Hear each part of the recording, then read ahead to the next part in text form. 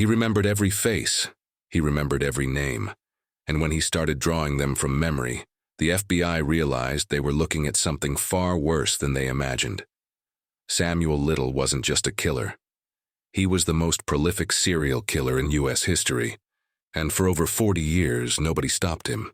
Samuel Little was an ex-boxer who drifted across the country, sleeping in cars, hanging around bars and back alleys.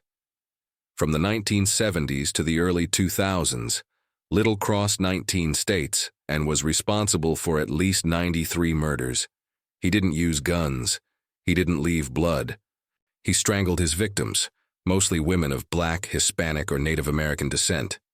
Living on the margins, women working in the streets, addicts, the homeless, and whose deaths wouldn't raise alarms. Many of his victims weren't even ruled homicides.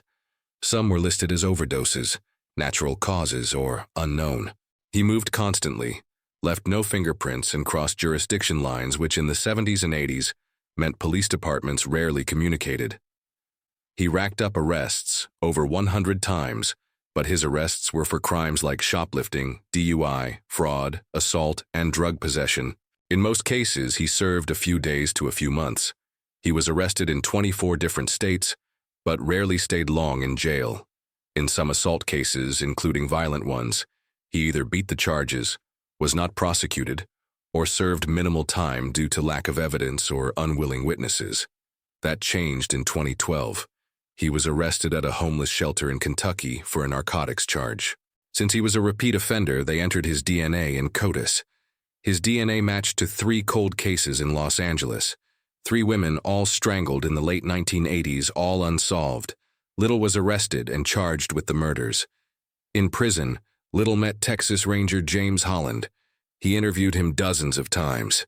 In a calm voice, Little confessed to 93 murders, giving locations, names, and even sketching the faces of his victims from memory. The FBI later confirmed over 60 of those murders as real. His recollection was perfect. He could tell you what the victim was wearing, what car he was driving, where he left the body even decades later. The FBI was stunned. Samuel Little died in 2020, serving multiple life sentences.